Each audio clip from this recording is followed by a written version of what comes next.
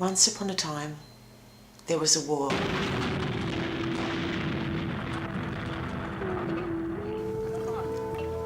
A war of over 30 years that people fought to liberate a country, Eritrea. In this country, there were two renowned brothers in arms, Isaak and Johannes, Joshua. When the war was finally over, Isaak became the president of the proud new nation. He promised his people a constitution, freedom of expression, free political parties, and free elections. Joshua became a proud, free citizen. He didn't promise anything. This film shows what the two brothers did for their country.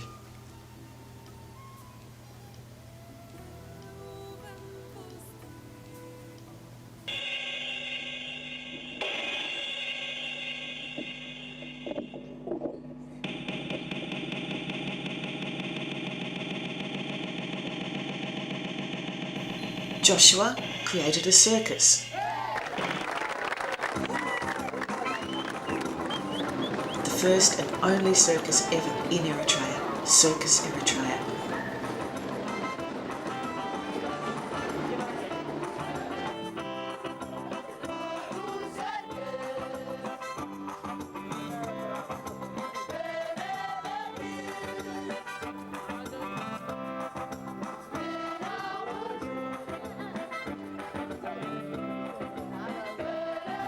He worked with children that had not much other than the circus. With hard work and commitment, he created a show, from dusk to dawn.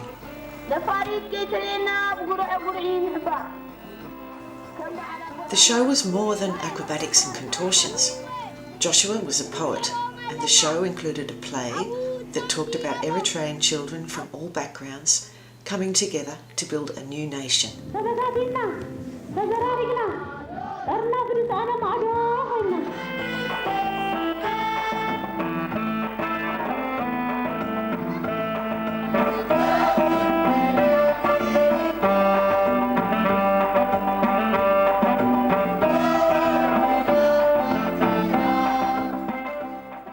I wanted to entertain the children in general in Eritrea. And we want also to teach them. Yes, entertainment for entertainment's sake is just useless. Though the circus was based in the capital, Asmara, Joshua wanted to showcase the effort and achievement of these youngsters for all the country to see. He wanted to inspire others. On the weekends, the circus would travel all around the country, and within a few months, From Dusk to Dawn became the most widely seen show in the history of the new country.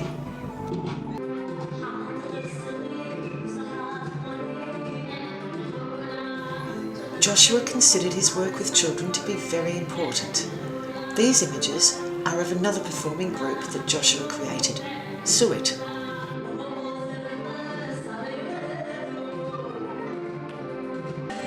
Dawit performed morning sessions every weekend at Rossa, a small theatre in Asmara. Rossa became the place to go for the children to sing their favourite tunes.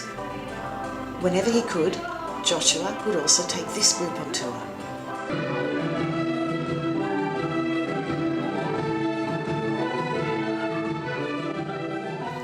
In the same way that he had got the Red Cross to finance the circus, he got the Swedish organisation Rädda Barnen to finance the theatre at Rossa and the children's group.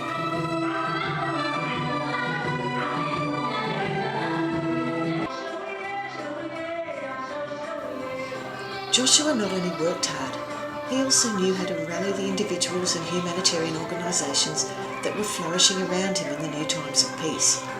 He was aware of how much there was to do for his people.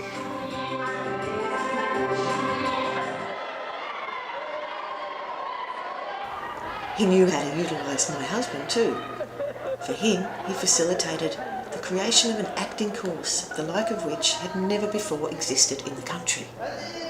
Here, the group of 22 students that were involved are performing at Theatre Asmara.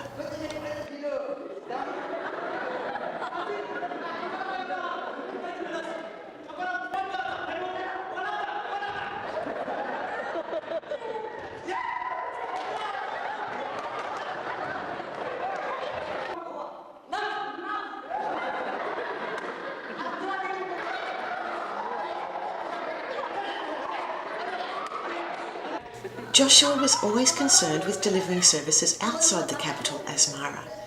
My husband still remembers well their trips to the city of Dekamhari, one evening a week, to run acting classes there.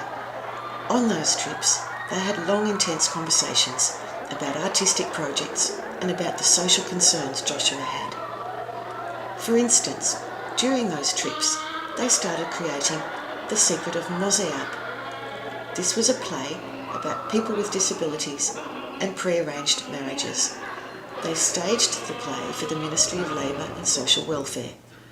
Later on, Joshua turned the play into a movie, one of only a few that Eritrea has managed to produce.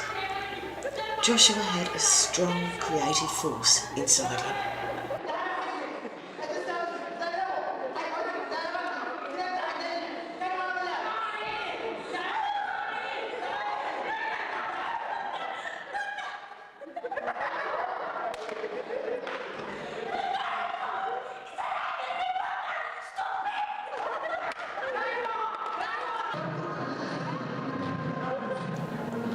Back to this acting group, Eritrea 22, and to this play, Comedy Kofok, which was the only performance that the group ever did.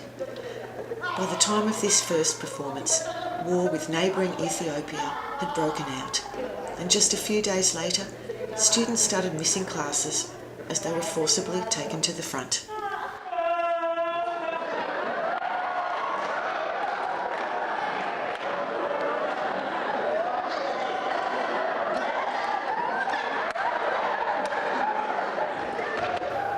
And here is where Joshua's brother-in-arms comes into the picture.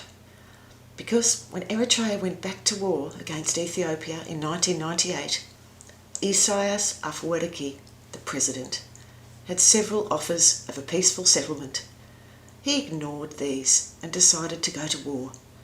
In the following 2 years, tens of thousands of Eritreans were killed. Yes, Isaias Afwerki also worked hard for his country.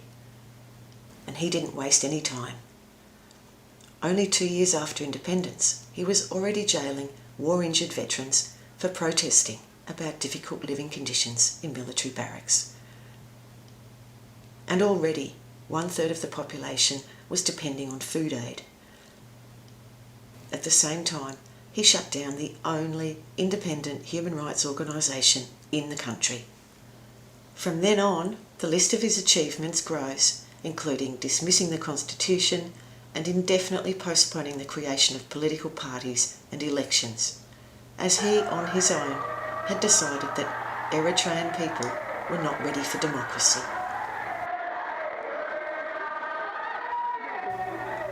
While Eritreans were starting to call for democratic reform and accountability, he kept himself busy jailing protesters or enrolling them in the army and sending them to remote parts of the country where their voices couldn't be heard. Isaias didn't want any external witnesses, so he closed all international development agencies working in the country. He arrested university teachers and students and sent them to do military service for years so as to have them under his control. Isaias' list of achievements goes on and on. He banned imports, wrecking the economy. Just days after September the 11th, 2001, when the world's attention was focused on the USA, Isaias arrested some of the highest-ranking members of his own administration, people who had fought by his side.